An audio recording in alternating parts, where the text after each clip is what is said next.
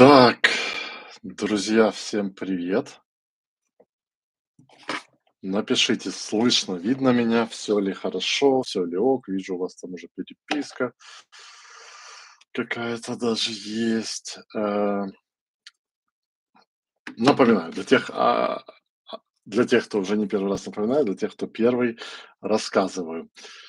Э, на этом вебинаре на таких вебинарах в первую очередь я отвечаю на вопросы из формы, которая была выслана в чат, и во вторую очередь отвечаю на вопросы, собственно, вот эти вот из чата. Вот, поехали. Вопросы из формы. Так, так вот они выглядят у меня, табличечка такая. Смотрим. Так, поехали. Алекс. Алекс, я обратил внимание, что с сентября месяца качество лидов в Performance Max компании заметно ухудшилось. У меня выросло количество некачественных лидов. Чаще объявления начали получать ограничения. Поиск стал намного хуже себя вести. Такое ощущение, что перетек в Performance Max, а те, в свою очередь, Demand Gen. Поделитесь статистикой по вашим проектам. Видите ли ниша нутра, цели оптимизации? Как вы оптимизируете, как делаете минусование некачественных площадок? Так, ну тут вопросов на целый курс.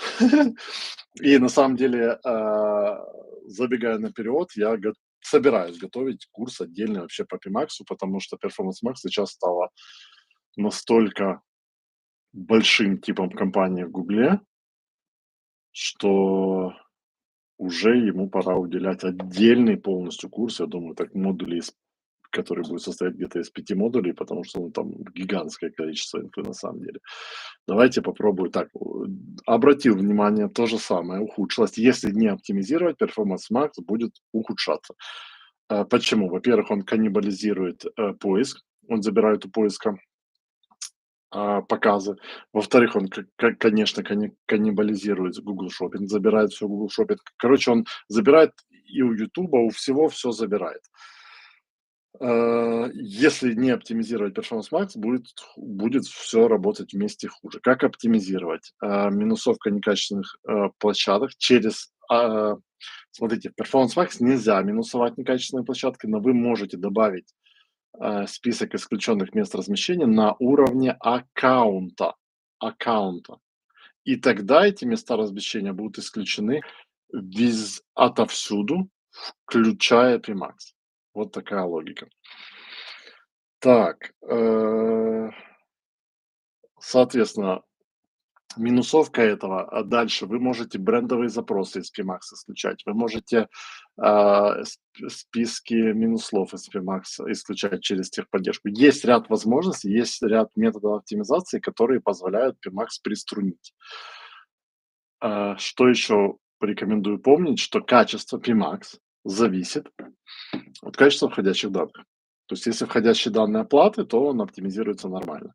Но если входящие данные, это, например, там, регистрации, скачивания чего-то, то часто он подсовывает, PMax подсовывает ботов, некачественных лидов. Поэтому вот еще такой нюанс. Так, окей.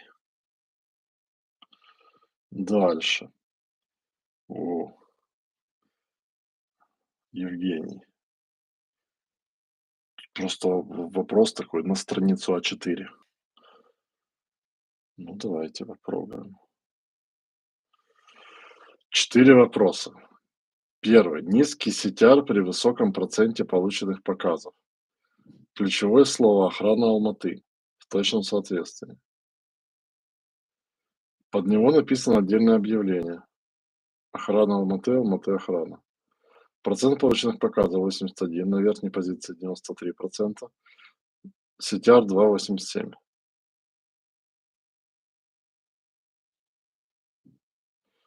Вероятнее всего, я не попал в намерение пользователя. Люди не ищут охранное агентство, а ищут работу в нем.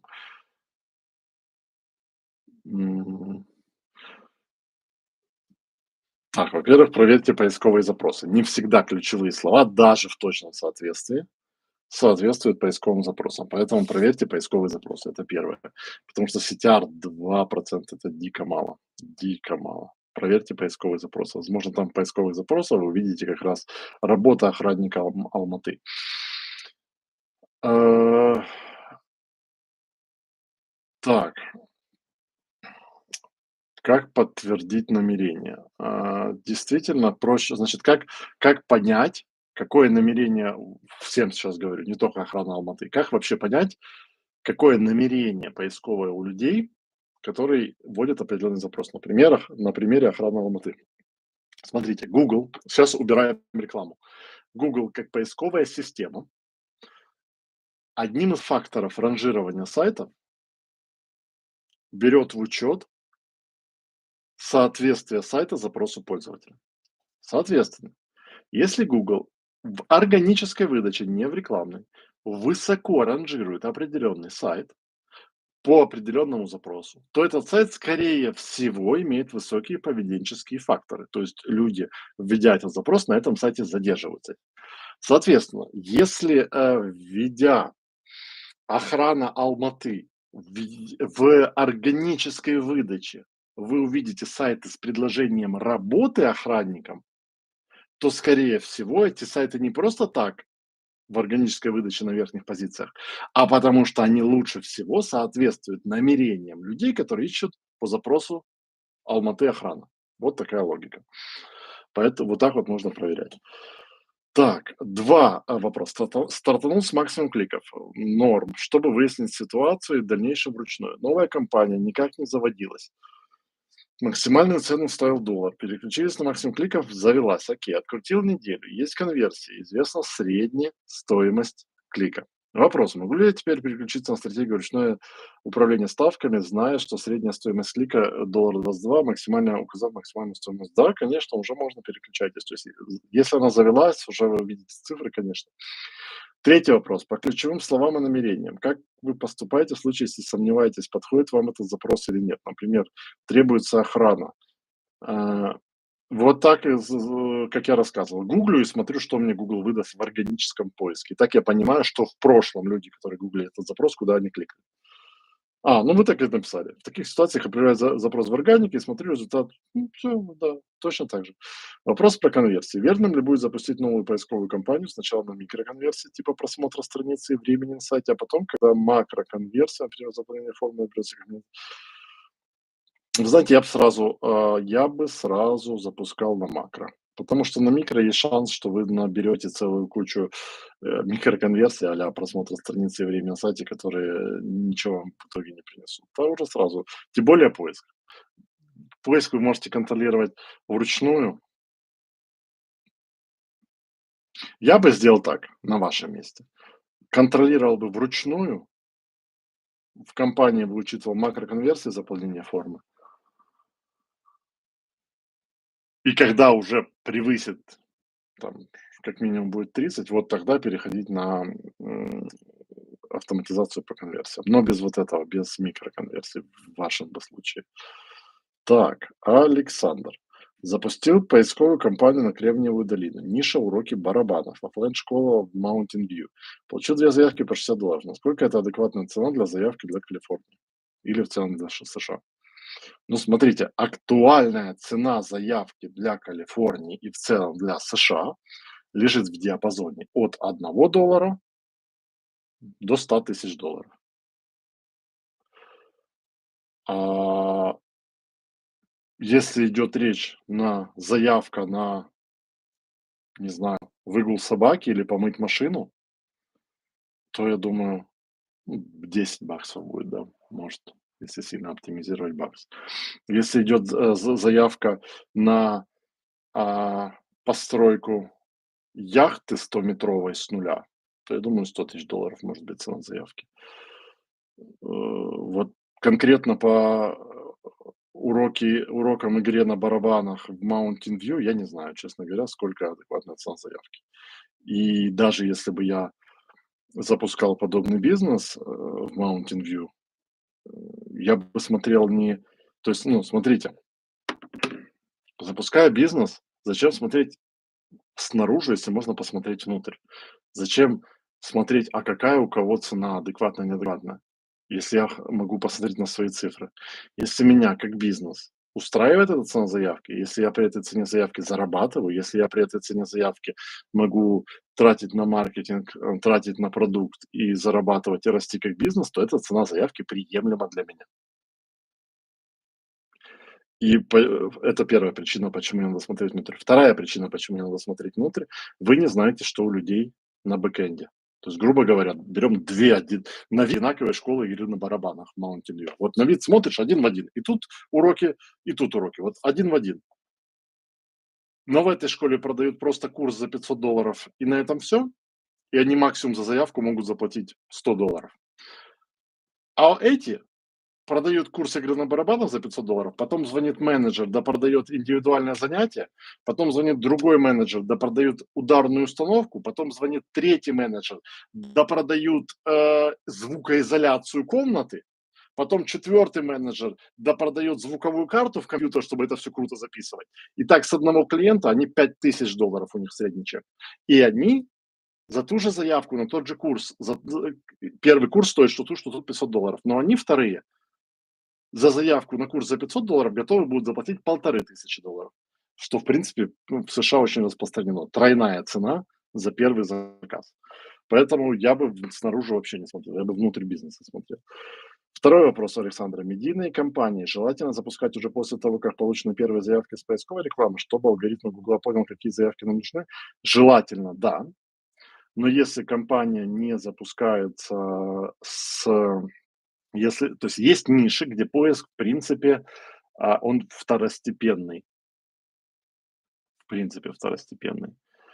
А, в таких вот, в том числе, кстати, если смотря какая у вас воронка. Если у вас воронка идет через какой-то автовебинар, например, то, скорее всего, то есть, видеоформатная, то, скорее всего, как раз поиск будет второстепенным. В таком случае я бы с "Ютуба" на рекламу начинал, потом поиск, а потом медийный деманджа. То есть нет универсальной стопроцентной правильной стратегии, значит, для любого бизнеса в любой точке земного шара. Потому что у всех бизнесов разные воронки, у всех бизнесов разные подходы, разные маржинальности, разный бэкэнд. Поэтому смотреть надо. Попробуйте, начните с поиска. Если будут заявки, отлично, не будет, пробуйте другие типы. Какие есть причины того, что demand не приносит конверсии?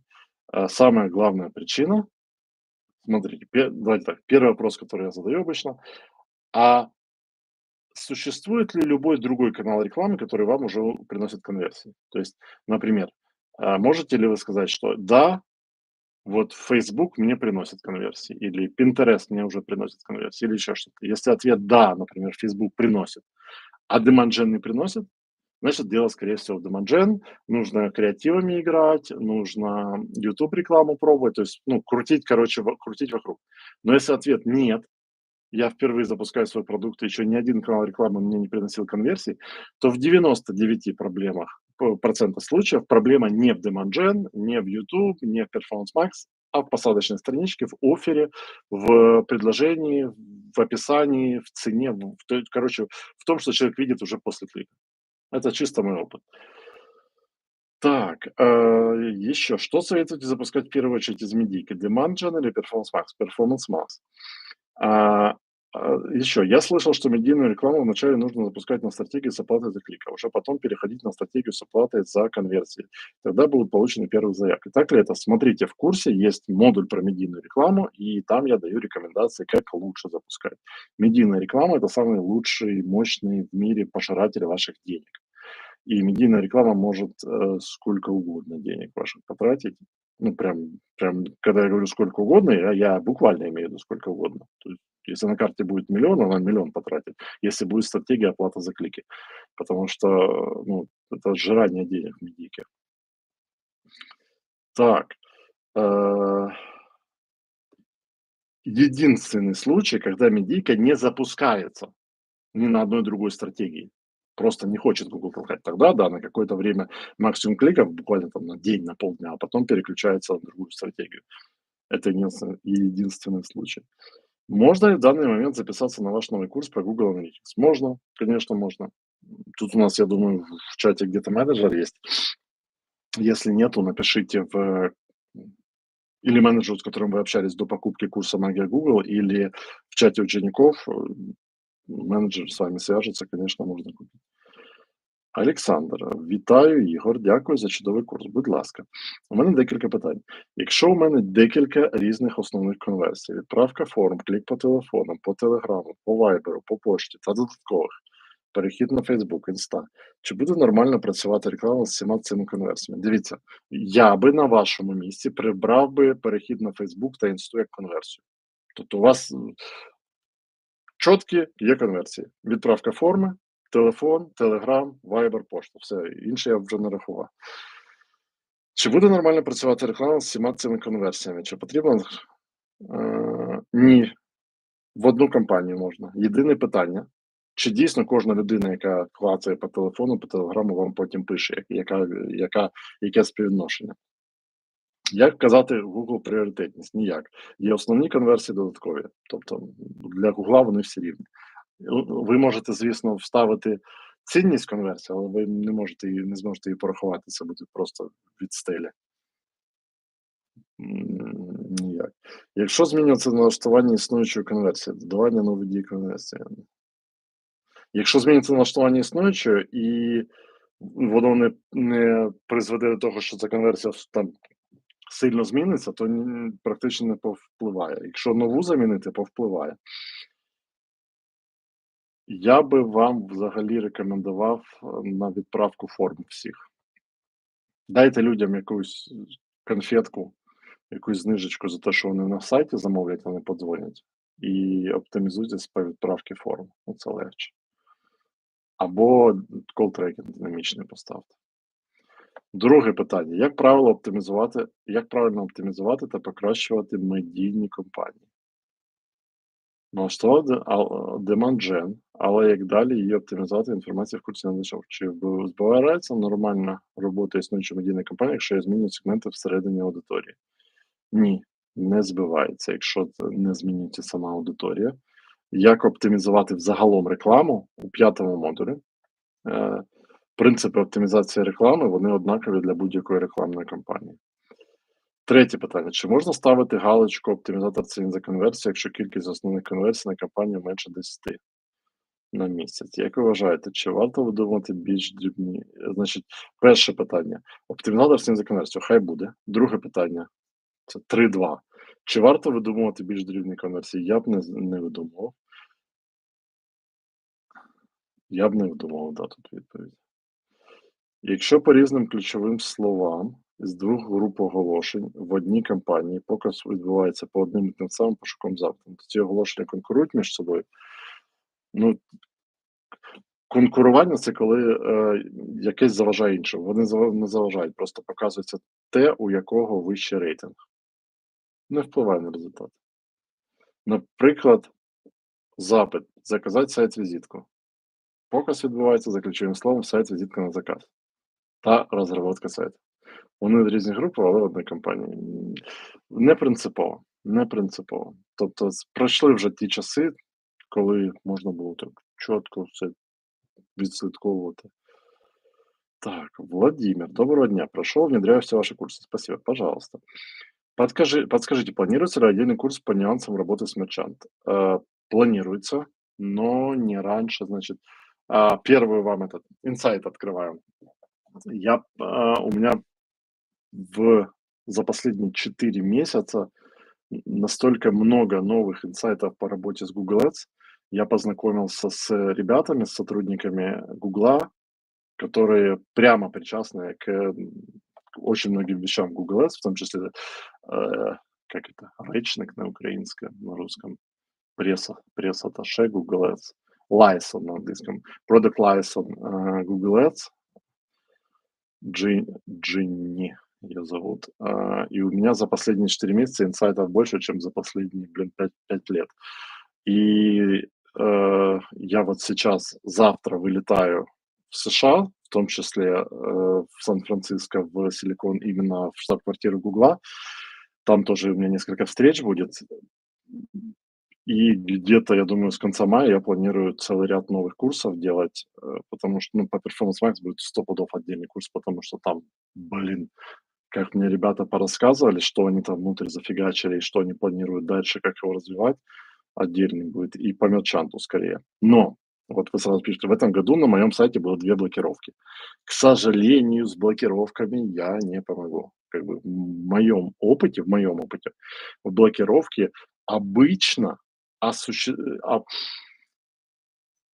вот почему я всегда, когда слышу там: "У меня заблокировали, помогите", я говорю: "Я не помогу".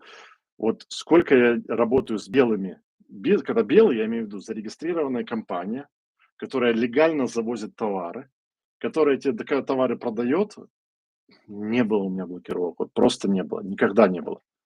А вот когда там начинается что-то чуть-чуть вот не так, например, компания продает, технику, которая официально в эту страну не завозится, и возникает вопрос, где она эту технику взяла, и там блок возникает.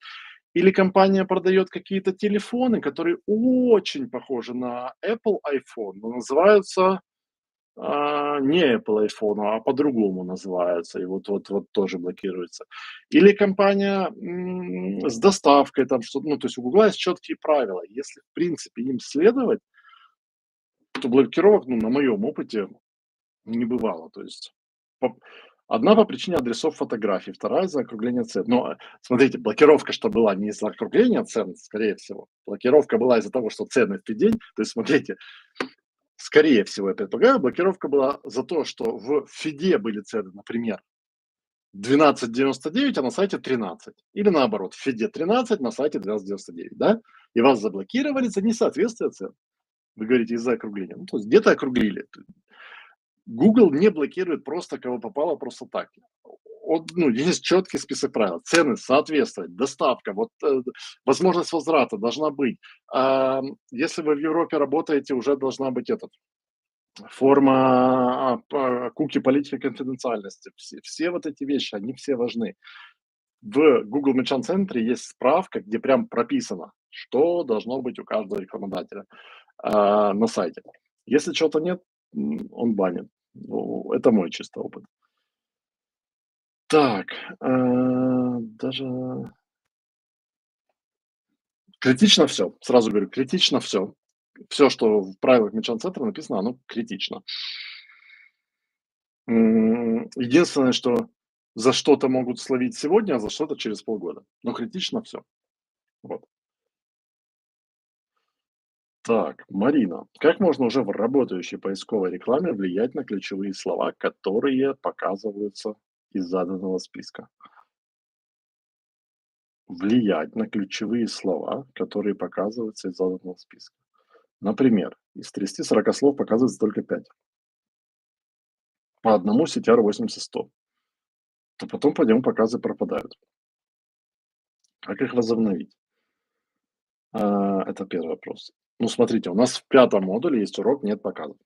Там я как раз рассказываю про процент полученных показов, процент полученных показов на верхней позиции, как влияет ставка, как влияет качество, что такое рейтинг объявления, как поднимать, почему может падать. Все это есть. Просто посмотрите урок "Отсутствие показов". Ну и заодно сразу следующее "Отсутствие кликов". Так, если ниша узкая, то имеет ли смысл загружать очень много ключевых слов или 30-50 достаточно? Если ниша узкая, то 3-5 достаточно для начала. Не 30-50, а 3-5, если ниша узкая.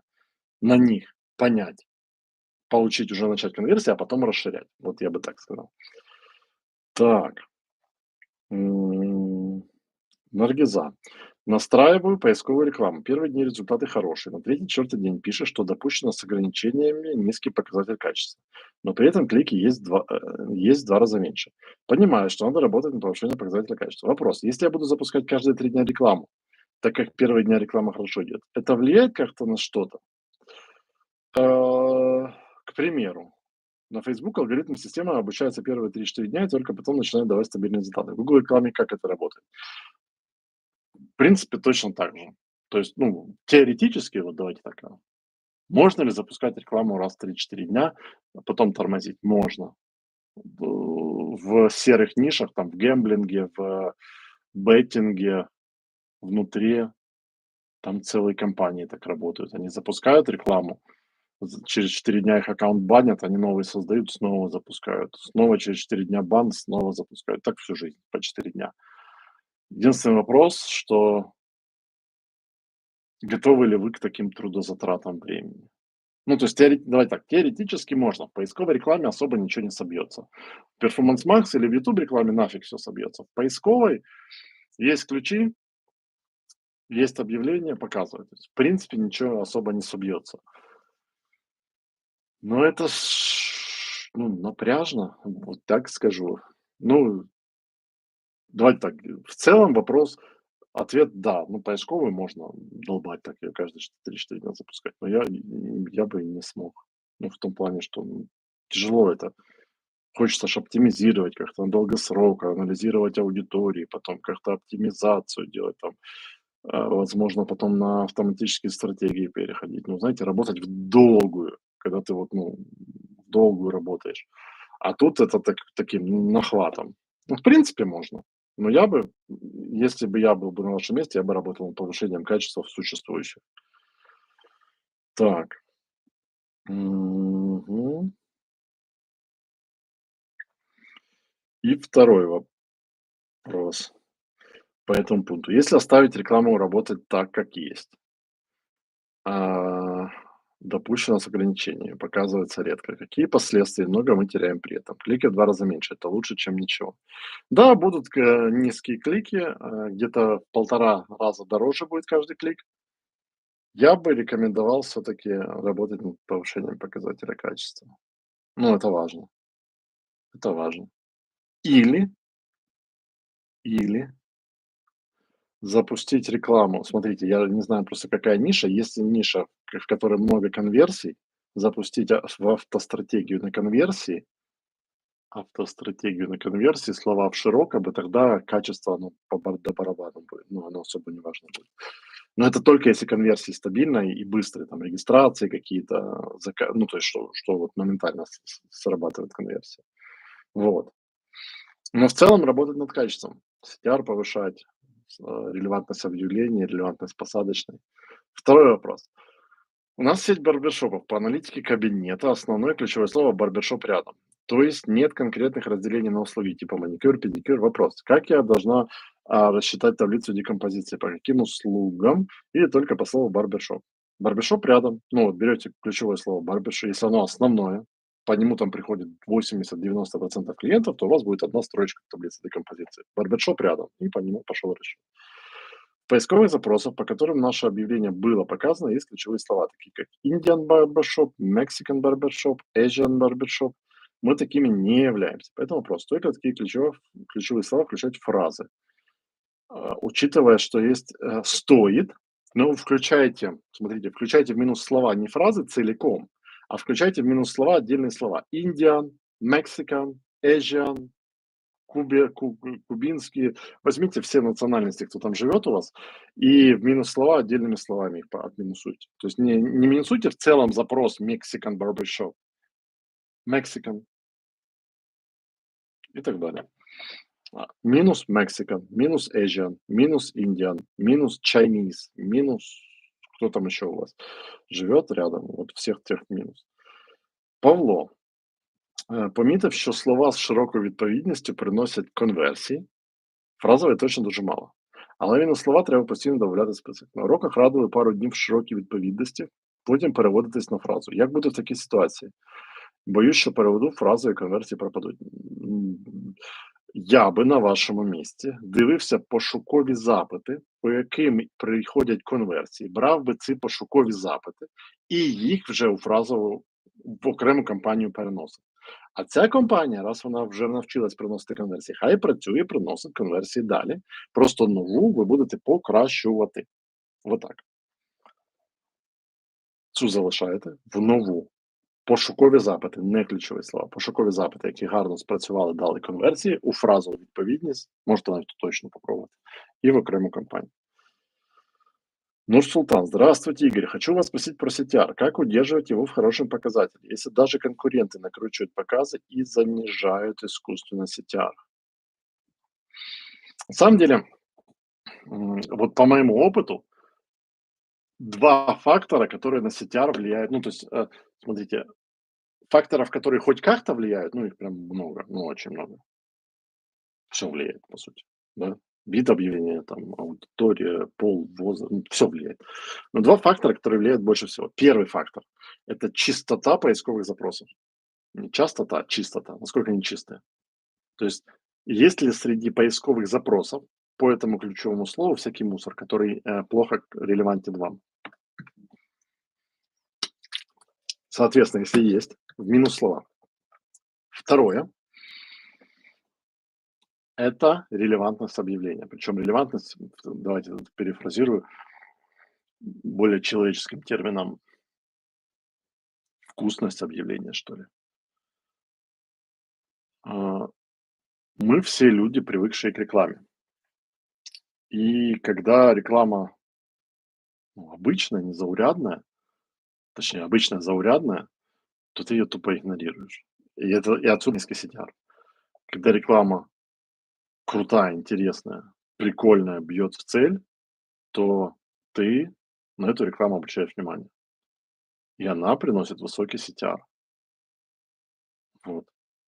То есть задача выяснить глубинную боль клиента и ее описать в объявлении. Это очень простой пример. Перри Маршалл его любит всегда рассказывать, когда один из его первых еще клиентов, там 20 лет назад по Google Ads, они продавали наполнители для кошачьих туалетов. Ну, типа скучный продукт. И все писали конкуренты объявление такое: наполнитель для кошачьих туалетов. И когда они сделали брейншторм и углубились как бы в чем, что вообще ключевое. Они думали, ну, цена там писали, недорогой, или там, не знаю, там объем, запахи. Оказалось, что ключевое, ключевая боль, которую решает клиент, и ключевое, что важно клиенту — это отсутствие запаха при отсутствии мусора. То есть, да, чтобы оно пофиг, чем оно будет пахнуть, главное, чтобы оно не воняло. И второе, чтобы вот когда котик выходит из этого туалета, вот эта вот лапками фигня, чтобы по всей квартире оно не занесло. И они прямо вот в это вот ударили. Они прямо вот так вот написали в объявлении, что наши наполнители, они там маскируют запах и не прилипают к лапам, нет мусора. Все, выиграли. То есть поняли, что людям реально важно. Поэтому CTR, скорее всего, скучное объявление. Григорий. Игорь, сделайте мануал, как без привлечения программиста настроить конверсию покупка с передачей ценности, используя тег Google рекламы и Google Tag Manager. Это, знаете, а, уже такой вопрос был, я тогда тоже отвечал также. Это, знаете, представьте, я прихожу в сервисный центр, ну, на СТО, на станцию техобслуживания, и говорю: ребят, научите менять двигатель, кольца в двигателе автомобиля без привлечения автомеханика. Сделайте мануал, ну, по-братски. Как они на нас посмотрят? Ну, смотрите, проблема первая. Существует как минимум 10 крупных и 30 мелких движков сайтов. 10 крупных я имею в виду. WordPress, Drupal, Joomla, плюс конструкторы, конечно же, там Shopify, Weblium, Wix, пум и так далее. Десяток крупных, на самом деле их 100. Первая переменная, да? Возьмем 10 даже. 10 самых крупных. Вторая переменная. Существует как минимум еще 5 способов эту ценность в конверсии, э, 5 способов передачи этой ценности. В зависимости от того, там, как база данных устроена, как данные там собираются, они на бэкэнде идут или на фронтенде.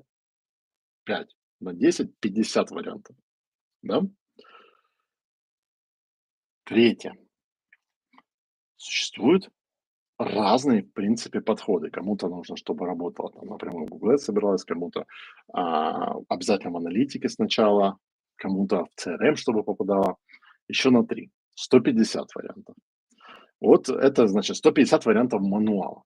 Теперь смотрим дальше. В каждом из этих мануалов на каком-то этапе возникает вопрос. Например, один из 150 мануалов — это Как настроить вот этим методом под вот такой входящий на WordPress?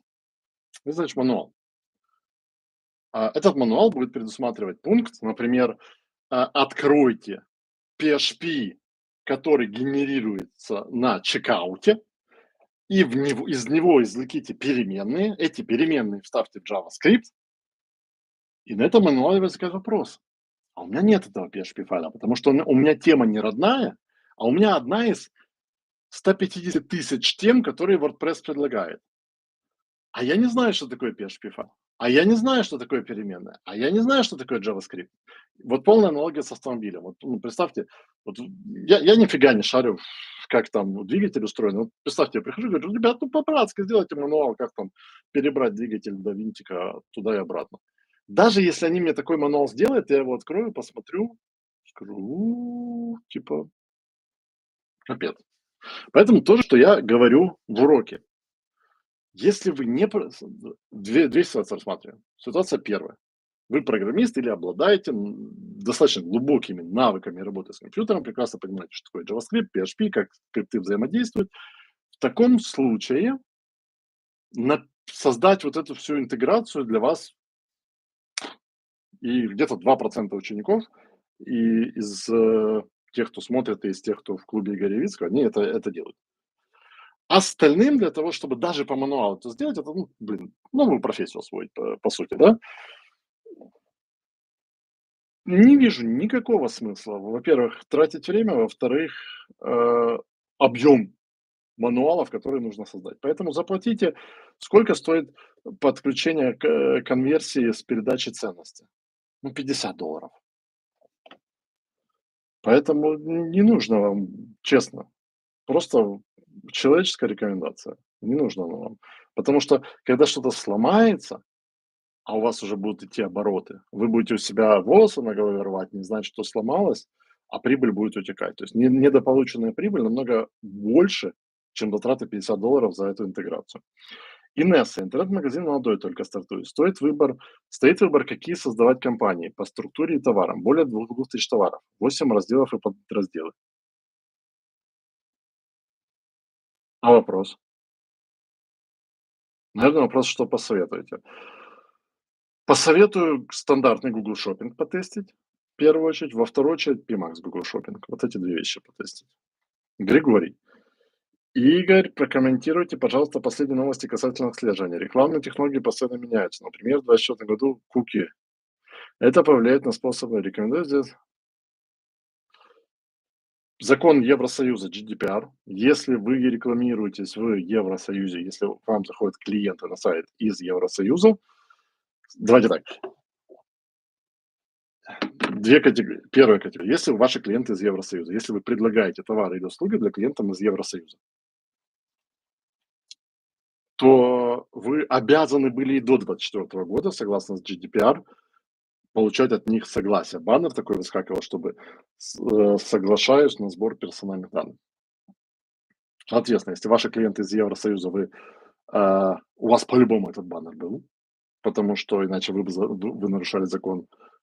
Если у вас его по каким-то причинам не было, его сейчас обязательно добавить.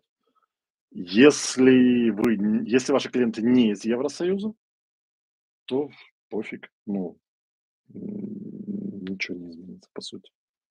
То есть вы не обязаны, ну, смотрите, вы обязаны для Евросоюза, для Великобритании, для штата Калифорния, если ваши клиенты оттуда, Юта, по-моему, еще какой-то штат. Со всем остальным будет все. Так, Григорий, скажите, пожалуйста, по вашим проектам, какое на данный момент процентное соотношение по конверсии между поисковыми и перформанс? Можно ли сказать, что поисковая компания теряет свою актуальность? Нет, нельзя, абсолютно нельзя. Есть проекты, где поисковая реклама 100%, и ни одна другая реклама ее не заменит. Ну, разные ниши. Ну, это типа, можно ли сказать, что в эпоху, не знаю, молотков отвертки теряют актуальность? Ну нет, у каждого свое применение. Есть ниши, где только поиск. Мирослава. Дуже часто причиною малої кількості конверсій є погана якість сайту та посадкової. Власники бізнесу вважають, що це їм попався поганий менеджер з вугликами і шукають нових експертів. Але коли новий експерт пояснює поганий сайт, багато власників сприймають як навіть м, Мирослава, тобто питання Мирослави загалом, ну, як знайома біль. Я перефразую трохи, коли сайт говно, а власник сайту не розуміє, що це сайт говно, і він обіжається на менеджера, на експерта і каже, що це ти говно, а не сайт говно. Пробачте мене за прямоту моїх слів, але мій досвід не співпрацювати з такими людьми. Ну, дивіться, якщо ви перший, хто йому каже, твій сайт говно, він не повірить. Якщо ви другий, не повірить. Якщо третій, не повірить. Якщо ви будете 10-м, він повірить. Тому просто відпустіть. Він ще до декількох сходить, потім повернеться і скаже: "Ви знаєте, я зрозумів, мій сайт говно. Е, Давайте з вами співпрацювати". Неможливо людей вилікувати. Ну, це, знаєте, точно так же, як а, менеджер буває. Менеджер зливає закази, бо він грубіян. От поки десяток людей не скаже, що ваш менеджер грубіян, він не зрозуміє. Точно так же і тут. Тому не співпрацювати з людьми, які не розуміють, що ми живемо в 2024 році, де сайт повинен виглядати просто як конфетка. Так, Андрей, подскажите, имеет ли смысл одновременно использовать компании создания спроса, КМС и PMAX? Или лучше что-то исключить? Мне кажется, какая-то компания перетянет на себя одеяло. В те же PMax входят места показа. Да, PMax перетянет все из КМС. Demand Gen перетянет из PMax Discovery Placement и Гугла. Ну, то есть они друг у друга перетянут. Но у каждой из них есть уникальные свои особенности, уникальные части алгоритма. КМС я бы вот за последнее время, кроме как для ремаркетинга, я КМС вообще не использую. То есть КМС однозначно испортился. Ну, то есть это уже не та компания, к которой можно было людей привлекать новых. КМС сейчас это только динамический маркетинг или ремаркетинг. Все. Иногда есть два случая, ну, когда люди прям в дорогих регионах в Америке, когда люди прям заморачивались, и КМС классно там работал. Ну, это прям очень такой аккуратный, нюансовый случай. То есть нюансы, можно заставить КМС работать офигенно круто, но для этого нужно очень много времени и терпения. Поэтому из этой тройки КМС вырубайте. Чтобы не пересекался поиск и PMax вы спрашиваете, из PMax вы можете удалить бренд и удалить минус слова через менеджера Гугла. Пересекаться будут, но там в середине разные, значит, по задумке Гугла, создание спроса или demand generation campaign, они предназначены для так называемого верховоронки. Что такое верховоронки? Это когда человек зевака, он не знает ничего про ваш бизнес, и вы ему предлагаете скачать брошюру, подписаться на новость, то есть просто холодный человек. То есть demand gen проектировался для создания зевак, для сбора зевак и первого касания с бизнесом. Что-то легкое сделать. Скачать, оставить имейл, что-то легкое. Performance Max это компании, которые проектировались для середины воронки. Середина это когда человек уже плюс-минус понимает, что ему нужно, и вы можете, если это реклама с фидом, сразу ему продать, если нет, то что-то уже такое посерьезнее, на консультацию пригласить.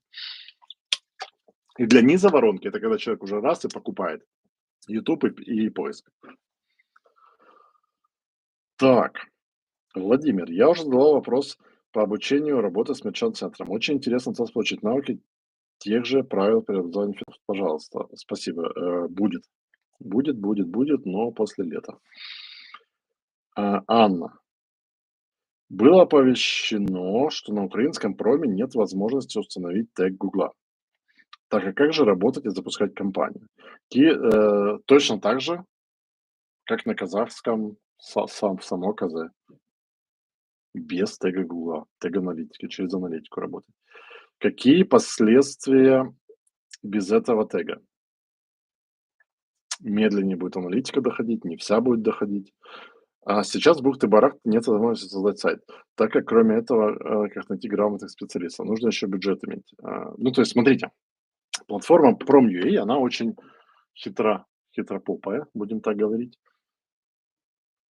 Для того, чтобы стимулировать, чтобы вы покупали рекламу внутри Prom.ua, он усложн ну, то есть для любого конструктора сайтов дать вам возможность подключить Google Tag Manager, тем более Prom же дает возможность подключить аналитику, веб-аналитику, именно дает возможность. А Google Tag Manager нельзя. Google Ads нельзя. Любой другой конструктор разрешает. Viz разрешает, Weblum, ну, все конструкторы мира разрешают. А вот Prom не разрешает. Почему? Потому что если вы поймете, что вам проще и дешевле, и в объемах больше Google рекламу направлять на Performance Max, то вы перестанете покупать рекламу на Prom. Вы перестанете покупать рекламу внутри промо. Поэтому они сделали очень, ну, на мой взгляд, нагло, некрасиво. Они просто тупо запретили возможность добавлять тег Гугла. Причем этой проблеме, ну, знаете, можно, изначально первый раз эта проблема возникла 4 года назад, и я думал, это, ну, глюк какой-то, ну, ребята забыли это добавить. Но они 4 года отвечают, это невозможно в нашей платформе. Поэтому давайте так, что бы я делал?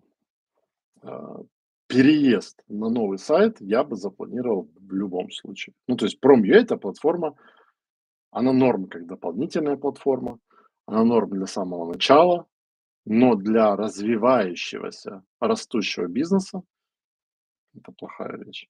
Что делать прямо сейчас? Запускать рекламу, также работать, установить туда аналитику, Google аналитику. Там можно установить Google аналитику. В Google аналитике создать конверсии. Эти конверсии в Google Ads импортировать. То есть, по сути, у вас что? С нормальными системами управления сайта вы устанавливаете тег Гугла, и вам напрямую в Google Ads попадают конверсии. Быстро, моментально, точно.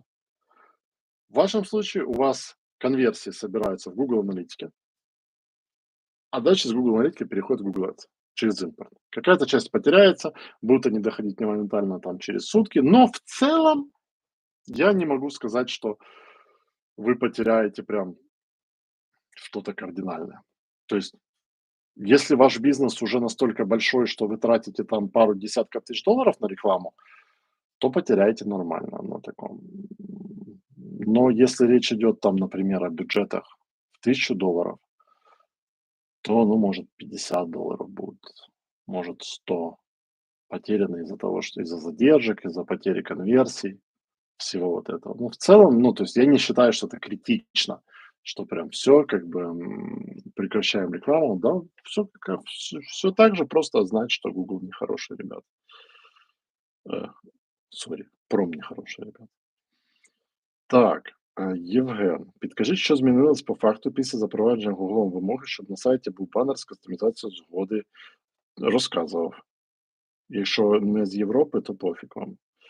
Можете взагалі за замовченням прописати, що всі доступи у вас, всі доступи дано granted. Е, Чи вплинуло якщо з Європи юзери або Америки, вплине. Якщо ні, ні. Ольга, доброго вечора. Питання по налаштуванням PMax. Яким чином можна спрямувати трафік на шопінг-видачу і більш цільовий трафік? Скільки більше слідів з YouTube та пошти, що не дає багато. До речі, оце те, що я запланував в новому курсі по PMax влітку. Ви можете в PMax створювати групи об'єктів, які між собою називають експерти тут фідонли, тільки фід, не додаючи жодного імейджу, жодної картинки, жодного відео, жодного текста, тільки фід. І тоді буде тільки в шопінгу. Якщо не дає Google ругається, перший асет, першу групу об'єктів створіть з картинками, з заголовками і з фідом, другу створіть тільки з фідом, а потім першу зупиніть. І буде норм.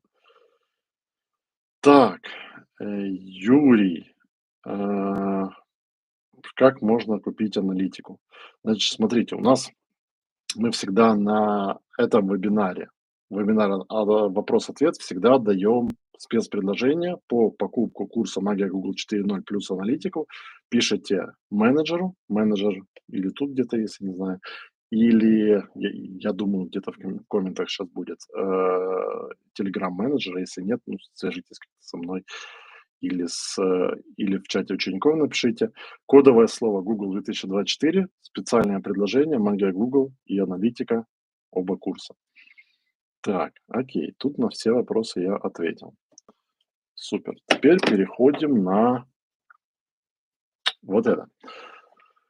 Как ваши дела? Хорошо, супер. Хотел узнать по поводу Performance Max. Можно ли выставлять фото, а не только видео? Конечно. Там же есть изображение, фото. Имеет ли смысл начинать с маленького бюджета или только с большой суммы? Ну, давайте так. Зависит от того, какая у вас будет стоимость конверсии. То есть, если у вас там стоимость конверсии, не знаю, $100, а вы начнете с бюджета $50, то у вас даже на одну конверсию в день не хватит. То есть, исходя из логики, сколько я ожидаю стоимость конверсии, и, ну, хотя бы, ну, по минимуму там 2-3, чтобы капало, лучше 10, чтобы бюджета хватило. Вот она отвечает, с маленького. Окей. Так, да, вот Анна полностью права. Видео Google будет тяп-ляп, поэтому лучше хоть какое-то свое, ну, загрузите. Найдите какого-то видеомонтажника, который вам за там $50 сделает видео, то потому что Google вот так вот сделает видео. Вот так. Владимир, добрый день. Подскажите, пожалуйста, есть ли лазейка для использования целевой CPA при ручном управлении ставками? Нет. Но если вы руками управляете, то вы ценой за клик управляете. Вы можете смотреть на статистическую среднюю цену за конверсию, ее менять, но управлять нет. А, так, есть ли способ ввести трафик на профиль компании, кроме запуска смарт-компании? Ну, вы можете на карты добавить местоположение, карты, адреса, то есть, объекты, адреса. Но оно будет показываться только если человек в определенном радиусе и определенные запросы показывает. Ну, потестить можно. Ну, можно, смотрите, вообще косо, криво, но работать будет. Взять URL профиля компании и вставить в объявление. Ну, типа, зачем? Ну, вот прям, да, зачем? Если профиль конвертит лучше, чем сайт, ну, то может сайт как-то сделать, где на первом экране будет акцент на те вещи, которые лучше конвертят, например, отзывы. Но отслеживать вы ж не сможете эту рекламу нормально. Так, с Игорем согласна, всё настоятельно. Какой оптимальный CTR у компании PMax? А вот там как карта ляжет. PMax — это ж 5 сетей. PMax реклама показывается в поиске, шопинг, Discovery, YouTube, КМС в 5 сетях. И у одной компании PMax 80% охвата может быть через поиск. Тогда там CTR будет 8%, 9% всей компании. У другой компании, PMax, может быть 80% ее охвата контекстом единая сеть. Тогда CTR будет 0,1%, 0,2%. Поэтому вообще в PMax даже не смотрите на CTR. Игорь, добрый вечер. Если я запущу рекламу на одностраничник с одним из товаров, с основного сайта в одном аккаунте, но с другим доменом, другими ценами, картинками, нет. Ну, вам никто не запрещает рекламировать хоть 10 сайтов из одного аккаунта. Вам никто не запрещает другие цены. Ну, то есть это вопрос вашего бизнеса, вопрос ценообразования. Нет. Вот если вы запустите с двух аккаунтов на 2 своих разных сайта по одним и тем же ключевым словам, вот это уже это нельзя, это монополизация выдачи. А так да, пожалуйста. Владимира, вопрос по курсам мерчант и блокировкам. Хотелось бы получить максимально больше разъяснений по правилам работы в мерчант, если можно. Открываете правила, справку по мерчант-центру. Смотрите, правила в мерчант-центре, во-первых, привязаны к правилам Гугла, во-вторых, к правилам в каждой стране, в каких-то странах что-то можно, что-то нельзя. И плюс к законодательству мировому. И они постоянно обновляются. То есть, знаете, создать курс по, там, не знаю, криминальному кодексу. Ну, может, такие есть в общем базовых, но чтобы понять криминальный кодекс, нужно прочитать криминальный кодекс. Ну, то есть как юристу вести дела криминальные, нужно прочитать криминальный кодекс, актуально желательно. Точно так же и тут, как прочитати правила Мерчант. Так, чи варто створювати окремий обліковий запис для окремих послуг в IT-компанії? Ні, все в одному. Створення все в одному. Звісно, все в одному. Взагалі не треба декілька аккаунтів. Стоит ли в рамках одной группы объявлений держать ключевые слова с разным типом соответствия?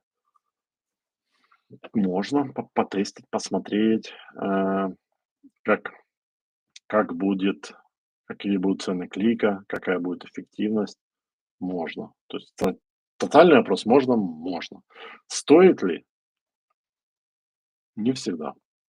Попробуйте, вам же никто не запрещает попробовать, увидеть, например, какие-то круто конвертят, их перенести, потом остальные оставить. Не будет ли такого, что ключи с более широким соответствием будут забирать на себя большую часть бюджета? Нет, а будет показываться тот ключ, у которого выше рейтинг. Так, Олег, вероятно... Ага, это ответ Олегу. Разъясните, пожалуйста, еще раз при создании поисковой в строке конечный URL указывать ссылку на группу товара или на сам товар, а смотря какое ключевое слово. Если у вас товары, например, игровые ноутбуки и ключевое слово «игровой ноутбук», то ссылку на категорию с игровыми ноутбуками. А если ключевое слово «игровой ноутбук», Asus, ROG, там, Optima, то ссылка на Asus ROG Optima. Олег, у меня часто в тестовое больше...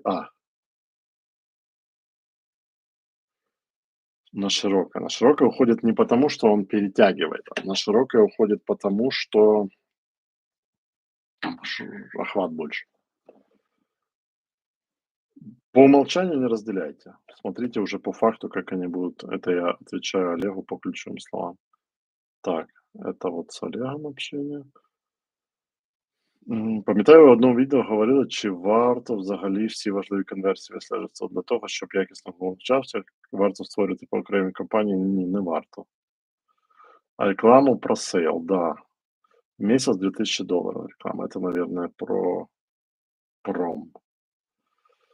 Ну, я не думаю, что вы прям много потеряете. Ну, в моей картине мира пусть лучше бизнес, это я Анне отвечаю, пусть лучше бизнес зарабатывает, так как есть техническая возможность сейчас.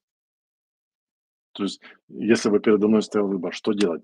Ждать переезда на новый сайт и тогда запускать рекламу или сейчас запускать на проме? Но не с прямой аналитикой, а вот через Google Analytics я бы, конечно, сейчас. Зачем тратить время, когда можно уже сейчас нормально заработать или переходить с хорошими наработками. Чи варто запускати рекламу в Pmax, якщо конверсії дорогі, а в цілому по обліковому запису менше 20 конверсій в місяць? Гарне питання. Я б, мабуть, не запускав, ви знаєте. Тобто, якщо взагалі по всьому аккаунту 20 в місяць, а Pmax навчання в рамках однієї кампанії, але є інші, дивіться, дивлячись на ці вхідні дані, ні. Але задайте собі питання: а чи може бути таке, що зараз у мене 20 конверсій на місяць, тому що я не використовую Pmax. Якщо я буду використовувати Pmax, у мене буде 120 конверсій на місяць. Теоретично можливо. Тобто, що ваша золота голка зарита у Pmax. Теоретично це можливо, тому протестити варто. Анна, в строке отображаю бы путь, если у меня написан запрос «трюковый самокат». Значит, делим в одну колонку трюка. Второй путь, если, трюкаюсь, да, в одну трюкаю, в другой самокат. И как делитесь, например, запросов будет 5? Напишите какую-то общую. Смотрите, задача отображаемого URL, отображаемого пути, не быть написанным правильно, а быть привлекательным для клиентов в целом объявление. Поэтому пишите туда то, что будет для клиента, который вводит любой из этих 5 ключевых слов, логично увидеть. Вот так. Так. Компания Pimax работает 2 недели, есть просмотры и конверсии, имеет статус допущено. Неверная конфигурация, эффективность вашей компании ограничена. Настройте отслеживание конверсии в аккаунте, чтобы повысить эффективность. Отслеживание настроено. С чем может быть связана эта ошибка? Пойдите в раздел «Инструменты настройки конверсии», «Диагностика» и посмотрите, есть ли там какие-то ошибки. Если нет, то скорее всего есть. Скорее всего, у вас есть одна какая-то конверсия, у которой статус «нет конверсии», и она подтянута в Pimax. И Pimax думает, что должны еще какие-то конверсии приходить, а они не приходят. Что-то сломалось. То есть, скорее всего, одна мертвая конверсия висит. Так, подскажите, пожалуйста, как исключить показ рекламы в таких странах, как Иран и Сирия? Заходите в настройки компании, местоположение, исключить Иран. Вы имеете в виду Иран, Сирия, все. Их даже нету в их даже нету в таргетинге. Да не будет там показано. Ну, то есть, что в Иране, что в Сирии у вас, да, вот, возможность исключить, технических нет, а показы в этих странах есть. М, ну, нету там показа. Вопрос возникает, как вы обнаружили, что они там есть? То есть этих сайтов нет в настройках, потому что там Google заблокирован. Они на уровне, они внутри стран в том числе блокируют Google. Поэтому, если вы видите в аналитике, что там были показы, например, то это не значит, что это реальные Google. Ну, то есть о проблеме кликов из Ирана и Сирии, где запрещен Google Ads, я слышу впервые. То есть мне кажется, что это какой-то глюк аналитики. Или айпишник не так засчитал, а не с той стороны, или еще что-то.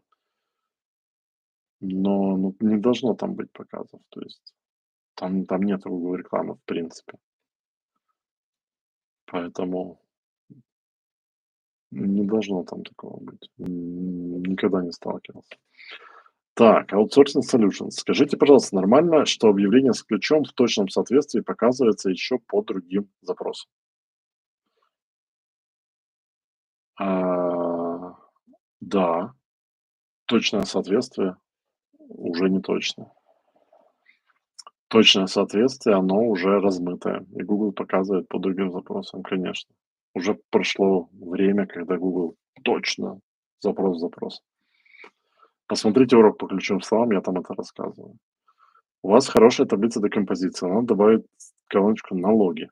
В Украине это 20%, это значительные суммы. Ну, я думаю, бизнес, налоги. Ну, надо подумать, спасибо. Налоги. Вот. Я вот сейчас думаю, как в маркетинге учесть налоги? Это никак. Ну, в Украине же 20%. Это ж с прибыли. Это налог на добавленную стоимость, а прибыль формируется от доходной и расходной части. А расходная часть не только маркетинг. Расходная часть закупка товара, расходная часть зарплаты, ну, некорректно в маркетинговых показателях считать налоги. Налоги- это финансовый показатель, не маркетинговый.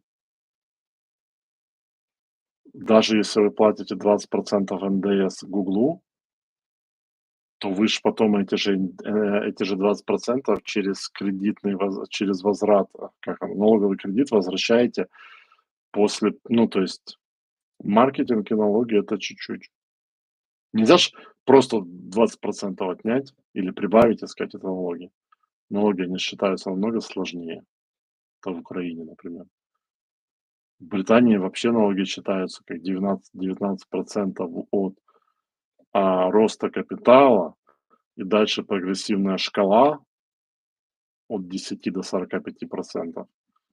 То есть, в принципе, ну, налоги, я считаю, налоги не маркетинговый показатель. И даже если бы он был маркетинговым, я не знаю, как посчитать,